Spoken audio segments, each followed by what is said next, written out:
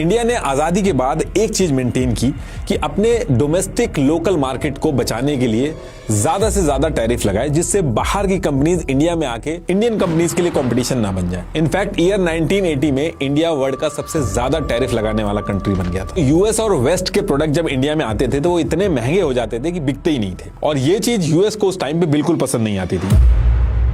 US ने हर वो कोशिश की कि इंडिया अपना टैरिफ कम करे ताकि इंडियन मार्केट में यूएस के प्रोडक्ट बिकने में आसानी हो। ईयर 2003 में यूएस की जो कंपनीज थी जैसे मॉन्सेंटो, कारगिल, टाइसन फूड्स, ये प्रेशर बनाने लगी कि इंडिया जो है ये यूएस से तो बहुत सारे कंसेशन ले रहा है, लेकिन यूएस के लिए इंडिया अपने एग्रीकल्चर और डेयरी का मार्केट बिल्कुल नहीं खोल रहा है। बहुत ज्यादा डिस्कशन हुए, मल्टीपल मीटिंग हुई, प्रेशर बनाया गया, लेकिन इंडिया माना नहीं। इंडिया ने अपना एग्रीकल्चर और डेयरी मार्केट बिल्कुल नहीं खोला। अब इसके आने वाले जो 10 साल थे उसके अंदर अलग अलग प्रेसिडेंट आए, बुश आए, ओबामा आए, इस पूरे टाइम में ये लोग इंडिया के पीछे पड़े रहे, लेकिन इंडिया ने फिर भी एग्रीकल्चर और डेयरी मार्केट नहीं खोले। ईयर 1997 में डब्ल्यूटीओ में इंडिया और यूएस का क्लैश हुआ। इसके बाद ईयर 2007 में बॉर्डर टैक्स को लेकर इंडिया और यूएस में क्लैश हुआ। इनफैक्ट इंडिया ने अपना एग्रीकल्चर मार्केट खोलना तो दूर की बात, ईयर 2012 में यूएस के पोल्ट्री और कुछ एग्रीकल्चर आइटम पे डायरेक्ट बैन लगा दी। तो ये जो सिचुएशन चल रही थी इस पूरे टाइम पे इंडिया और यूएस के बीच में एग्रीकल्चर मार्केट को लेके, उस टाइम पे इतनी ज्यादा बड़ी नहीं बनी, क्योंकि उस टाइम पे यूएस जो था वो चाइना के मार्केट से अपनी जरूरतें पूरी कर ले रहा था। यानी कि यूएस के जो फार्मर थे वो अपना प्रोडक्ट चाइना के मार्केट में सेल कर रहे थे, तो इतना बड़ा इशू हुआ नहीं, लेकिन यूएस इंडिया के ऊपर प्रेशर बनाता रहा। तो ईयर 2016 तक तो ये सारी चीजें ऐसी चलती रही, लेकिन असली गेम चेंज हुआ ईयर 2017 में, जब 28 जनवरी 2017 को ट्रंप यूएस के प्रेसिडेंट बन के आते हैं। यूएस के जितने भी प्रेसिडेंट आए थे उनका टैरिफ और ट्रेड को हैंडल करने का तरीका एकदम अलग था, लेकिन ट्रंप जब प्रेसिडेंट बन के आए तो इनका बेसिक वर्ड व्यू ये था कि ट्रेड डेफिसिट अगर यूएस का ज्यादा है, मतलब कि अगर अमेरिका किसी कंट्री से ज्यादा चीजें खरीद रहा लेकिन उस कंट्री में यूएस उतना सामान बेच नहीं पा रहा, तो ये यूएस के लिए नुकसान है। फॉर एग्जांपल, तो ईयर 2017 में जब ट्रंप आए तो इस टाइम यूएस का ट्रेड डेफिसिट $800 बिलियन से ज्यादा था, और इसमें अकेले चाइना का ट्रेड डेफिसिट $375.2 बिलियन था। तो ये नंबर देख के ट्रंप की नजरों में सबसे बड़ा विलन बना चाइना। तो यहां से ट्रंप ने प्लान बनाया, और प्लान बहुत सिंपल था कि कैसे भी करके चाइना भी यूएस से ज्यादा सामान लेना शुरू कर दे, ताकि जो इतना बड़ा ट्रेड डेफिसिट है वो कम हो जाए। बाकी कंट्रीज भी कम करें, लेकिन चाइना का बहुत ज्यादा था तो ट्रंप चाइना के पीछे पड़ा। लेकिन चाइना से ये सब करवाना इतना आसान नहीं था, तो ट्रंप ने चाइना पे टैरिफ लगाने का प्लान किया, ताकि चाइना का सामान जब यूएस में आएगा तो टैरिफ की वजह से महंगा हो जाएगा और लोग जो है वो अपने आप चाइना का सामान कम खरीदेंगे, तो जो ट्रेड डेफिसिट है वो अपने आप कम हो जाएगा। और जब चाइनीज कंपनीज जो यूएस में माल बेचती हैं उनका जब लॉस होगा और चाइना में भी जब जॉब जाएंगी, तो चाइनीज कंपनीज और लोग चाइना के ऊपर प्रेशर बनाएंगे, तो चाइना के साथ नेगोशिएशन करना भी आसान हो जाएगा। ये सोच के ट्रंप ने 22 मार्च 2018 को ट्रेड एक्ट ऑफ 1974 के सेक्शन 301 का यूज करके अनफेयर ट्रेड बोल के चाइना के $50 बिलियन के एक्सपोर्ट्स पर टैरिफ लगा दिया। तो ट्रंप के टैरिफ के जवाब में चाइना ने 128 अमेरिकन प्रोडक्ट्स पर 50% से 25% उल्टा टैरिफ लगा दिया, जिसमें से 94 यूएस की food and agriculture product category थी, जिसमें फ्रूट्स, ट्री नट्स, ये सारी चीजें थी। और फिर थोड़े दिन बाद यूएस के 659 एग्रीकल्चर प्रोडक्ट्स पे और टैरिफ लगाया। तो ऐसे करके यूएस और चाइना के बीच में ट्रेड वॉर शुरू हो गया, और ये पूरी वॉर जो चली, इस वॉर में चाइना से इंपोर्ट होने वाले लगभग $360 बिलियन के प्रोडक्ट्स पे टैरिफ लगाया, और चाइना ने यूएस से इंपोर्ट होने वाले $110 बिलियन के अमेरिकन प्रोडक्ट्स पे टैरिफ लगाया। यूएस के फार्मर्स के लिए चाइना बहुत बड़ा मार्केट था।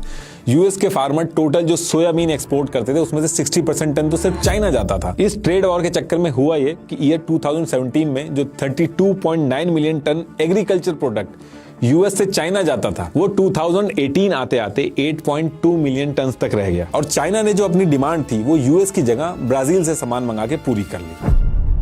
तो यहाँ पे यूएस के हाथ से चाइना जैसा बड़ा मार्केट निकल गया। यूएस के लोगों को इस टैरिफ के चक्कर में $51 बिलियन के एडिशनल कॉस्ट अपनी जेब से देनी पड़ी। तो ट्रंप को चाइना का ऑल्टरनेटिव मार्केट ढूंढना था। तो चाइना का ऑल्टरनेटिव एक ही था, वो था इंडिया। अगर इंडिया अपना एग्रीकल्चर मार्केट खोल दे तो ट्रंप की जो प्रॉब्लम वो सॉल्व हो जाएंगी, वो अपने फार्मर्स को खुश कर लेंगे और यूएस को चाइना पे डिपेंडेंट नहीं रहना होगा। इसके बाद ट्रंप ने क्या किया कि यूएस ने जो इंडिया को GSP, generalise system of preference, जो मैंने अभी पहले बताया था, इस स्कीम में डाला था, तो ट्रंप ने इंडिया को इसमें से निकाल दिया और इसके बाद एग्रीकल्चर मार्केट को खोलने के लिए इंडिया से back to back negotiation start की। और इंडिया ने एग्रीकल्चर मार्केट खोलना तो दूर की बात, इंडिया ने फाइनेंस एक्ट 2020 के अंडर 1 अप्रैल 2020 से digital service tax DST implement कर दिया, जिसमें ये जो यूएस की कंपनीज थी Amazon, Google, Netflix, Apple, Facebook, इनके ऊपर 2% डिजिटल सर्विस टैक्स लगा दिया। अब इस चीज से ट्रंप को बहुत गुस्सा आया, एक तो मार्केट नहीं खोला, ऊपर से टैक्स भी लग गया, तो ट्रंप बहुत गुस्से में थे और इससे पहले ट्रंप कुछ करते, ट्रंप इलेक्शन हार जाते हैं और 2021 में बाइडेन पावर में आते हैं। इस टाइम तक तो ये सारी चीजें चली और फिर इसके बाद ईयर 2025 यानी कि इसी साल ट्रंप फिर से वापस प्रेसिडेंट बनते हैं और इस बार भी सेम चीज हुई। इलेक्शन में ट्रंप को यूएस के फार्मर्स ने बहुत सपोर्ट किया और ट्रंप ने भी इलेक्शन के टाइम पे फार्मर से बहुत बड़े बड़े वादे किए और ट्रंप के आने के बाद यूएस का जो ट्रेड डेफिसिट था वो और ज्यादा बढ़ गया था, $1.2 ट्रिलियन हो गया था, जिसमें से चाइना के साथ सबसे ज्यादा ट्रेड डेफिसिट था, 295 बिलियन का ट्रेड डेफिसिट था। तो ट्रंप ने आते ही सबसे पहले वही चीज की जो पहले की थी, चाइना पे टैरिफ लगाया और इसके बदले में चाइना ने भी सेम चीज की। चाइना ने $21 बिलियन वर्थ का यूएस एग्रीकल्चर और फूड प्रोडक्ट पे टैरिफ मार दिया और फिर आगे चल के रेयर अर्थ पे भी टैरिफ लगाया। तो ऐसे करते करते इस बार फिर से दोनों ने एक दूसरे पे 84% से 125% तक के टैरिफ लगा दिए और जो यूएस फार्मर्स थे, जो ट्रंप का वोट बैंक था, उनको इस बार फिर से नुकसान हो गया कि ट्रंप फिर से फंस गए और एग्रीकल्चर सेक्टर को लेके ट्रंप फिर से इंडिया के पास पहुंचे और इंडिया ने फिर से मना कर दिया कि वो एग्रीकल्चर सेक्टर नहीं खोल सकते। लेकिन ट्रंप को यूएस के बाहर एक बड़े एग्रीकल्चर मार्केट की बहुत ज्यादा जरूरत है, तो ट्रंप ने इस चीज के लिए अलग अलग प्रेशर पॉइंट क्रिएट किए। इंडिया ने अगर डेयरी सेक्टर में टैरिफ कम कर दी और यूएस के लिए डेयरी मार्केट खोल दिया तो यूएस का मिल्क इंडिया में 30 से 35 रुपए पर लीटर का पड़ेगा और जब यूएस का इतना सस्ता मिल्क इंडिया के मार्केट में घूमेगा तो इंडिया का डेयरी सेक्टर कंपीट नहीं कर पाएगा। वैसे भी इंडिया में जो डेयरी सेक्टर है वो 3 से 5% के मार्जिन पे चलता है, तो अगर इनको एंट्री दी गई तो छोटे डेयरी फार्मर्स ये भी लॉस में जाएंगे। और दूसरी चीज, यूएस में कैटल और काउज जो होती हैं ये अच्छा प्रोड्यूस करें, इसके लिए इनके चारे में प्रोटीन अच्छा रहे, तो ब्लड मील और मीट बोन्स भी मिलाया जाता है, मतलब कि नॉनवेज खिलाते हैं और BST हार्मोन्स भी इंजेक्ट करते हैं। तो इंडिया में अलाउड ही नहीं है। अभी इंडिया में जब बाहर से सामान मंगाया जाता है तो बाहर की कंट्री से सर्टिफिकेट मांगा जाता है कि वो नॉन वेजिटेरियन आइटम तो नहीं खिला रहे हैं अपनी कैटल्स और काऊ को। तो इंडिया में इसको लेके रिलीजियस सेंटिमेंट्स जो हैं वो भी भड़क जाएंगे और इन्होंने पूरे वर्ल्ड की कंट्रीज पे टैरिफ लगा डाला है। किस कंट्री पे कितना लगा है ये उसकी लिस्ट है, आप देख लेना एक बार।